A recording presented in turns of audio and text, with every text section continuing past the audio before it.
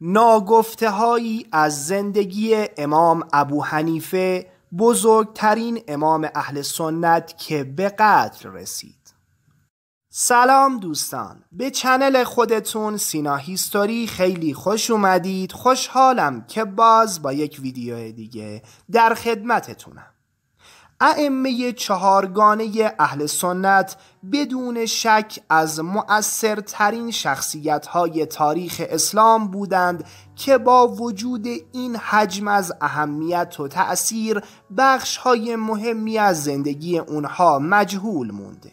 ما این بار و در این ویدیو قراره به سراغ زندگی نامه ابو حنیفه امام اعظم اهل سنت بریم. پس تا آخر این ویدیو با من همراه باشید و برای حمایت از چنل خودتون لایک و کامنت و سابسکرایب یادتون نره.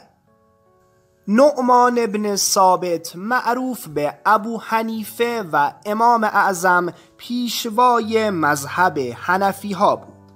ابو حنیفه اصالتاً در خانواده ایرانی و در شهر کوفه به دنیا اومد. وی برجسته ترین شاگرد حماد ابن ابی سلیمان بود که پس از وفات وی به تدریس فقه در شهر کوفه پرداخت و به نماینده جدی فقه کوفه تبدیل شد. همچنین ابو حنیفه 2 سال هم در درس جعفر ابن محمد صادق حضور داشت که همواره این 2 سال رو سبب حمایت و ماندگاری خودش میدونست.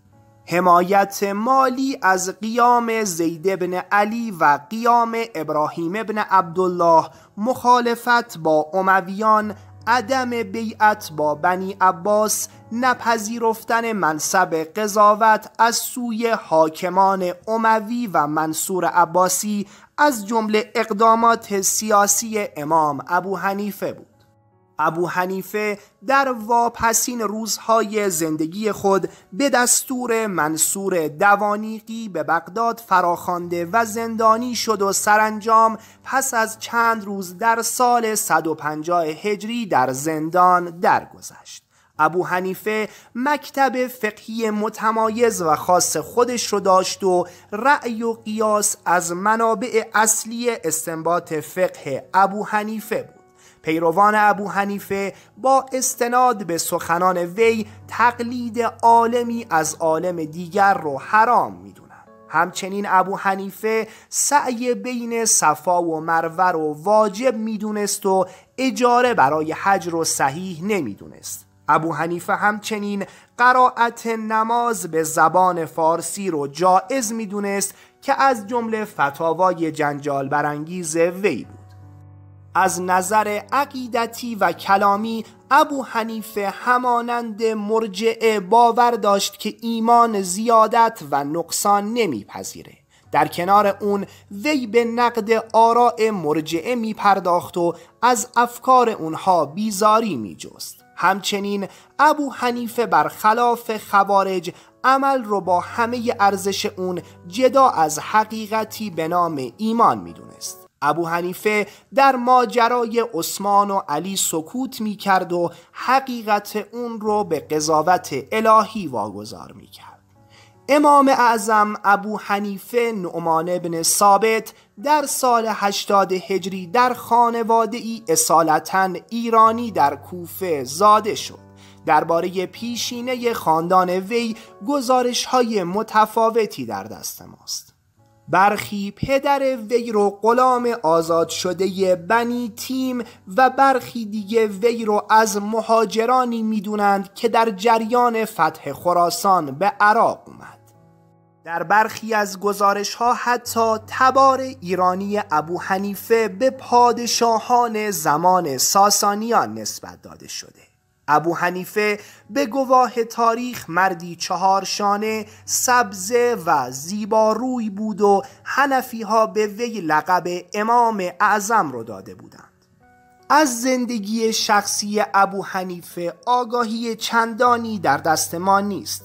بنابر برخی از گزارشات وی برای گذراندن معاش به تجارت خز نوعی پارچه می پرداخت. وی از فقها و دانشوران فراوانی دانش آموخت، اما استاد ویژه وی فقیه بزرگ کوفه حماد ابن ابی سلیمان بود که ابو حنیفه به مدت 18 سال شاگرد وی بود.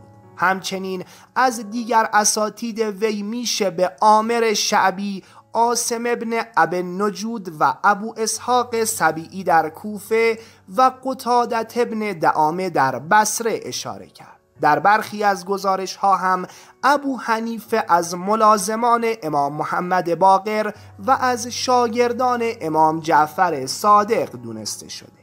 همونطور که بیان شد ابو حنیفه به مدت نزدیک به 2 دهه شاگرد ابن ابی سلیمان بود تا اینکه پس از درگذشت استاد خود به عنوان بزرگترین شاگرد حلقه وی مرجع صدور فتوا و تدریس فقه در کوفه و پس از مدتی سراسر عراق شد.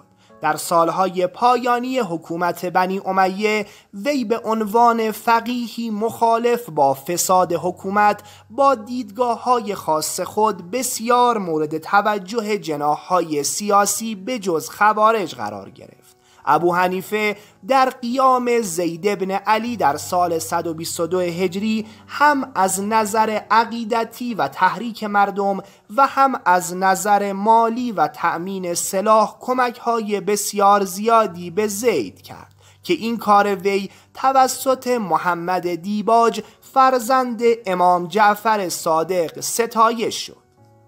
ابو حنیفه در زمان فرمانروایی یزید بن حبیره بر عراق در سالهای پایانی خلافت اموی از جانب وی برای تصدی منصب قضاوت یا نظارت بر بیت المال دعوت شد، اما از پذیرش اون سرباز زد و به دستور وی به 100 ضرب شلاق محکوم شد که هر روز 10 ضربه به وی زده می شد. در پی پیروزی عباسیان و به خلافت رسیدن ابوالعباس صفاح ابو حنیفه به کوفه بازگشت، اما از بیعت با صفاح تفره رفت و حتی با منصور هم بیعت نکرد.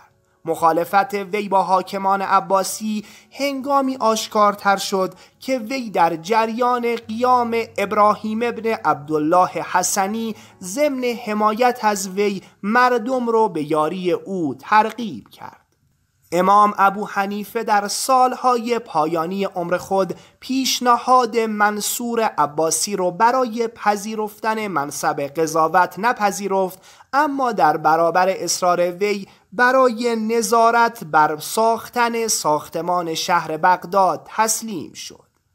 با این وجود ابو حنیفه پس از اون هم همواره منتقد جدی دستگاه خلافت بود و تهدیدهای بنی عباس نمیتونست وی رو از انتقادات تند و تیزش منصرف کنه.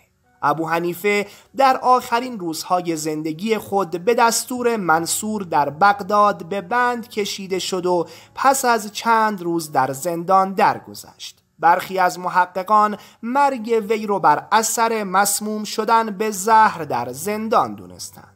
پیکر وی پس از اون که محدث کوفه ابن عماره بجلی بر آن نماز خواند در مقبره خیزران بغداد به خاک سپرده شد.